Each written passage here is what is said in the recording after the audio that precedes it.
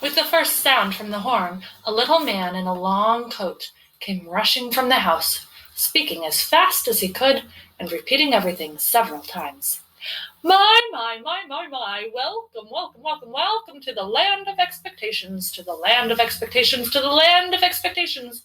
We don't get many travelers these days. We certainly don't get many travelers these days. Now, what can I do for you? I'm the weatherman. Is this the right road for Dictionopolis? Asked Milo, a little bowled over by the effusive greeting. Well now, he began again. I don't know of any wrong road to Dictionopolis, so if this road goes to Dictionopolis at all, it must be the right road, and if it doesn't, it must be the right road to somewhere else, because there are no wrong roads to anywhere. Do you think it will rain? I thought you were the weatherman, said Milo, very confused. Oh, no, said the little man. I'm the weatherman, not the weatherman.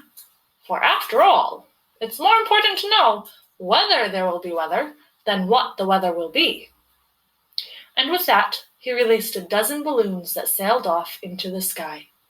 Must see which way the wind is blowing, he said, chuckling over his little joke and watching them disappear in all directions. What kind of a place is Expectations? Inquired Milo, unable to see the humor and feeling very doubtful of the little man's sanity. Good question, he exclaimed. Expectations is a place you must always go to before you get to where you're going. Of course, some people never go beyond expectations, but my job is to hurry them along, whether they like it or not. Now, what else can I do for you? And before Milo could reply, he rushed into the house and reappeared a moment later with a new coat and an umbrella. I think I can find my own way, said Milo, not at all sure that he could. But since he didn't understand the little man at all, he decided that he might as well move on, at least until he met someone whose sentences didn't always sound as if they would make as much sense backwards as forwards. Splendid, exclaimed the weatherman. Whether or not you find your own way, you're bound to find some way. If you happen to find my way, please return it, as it was lost years ago. I imagine by now it's quite rusty. You didn't say it was going to rain, didn't you? And with that, he opened the umbrella and walked with Milo to the car.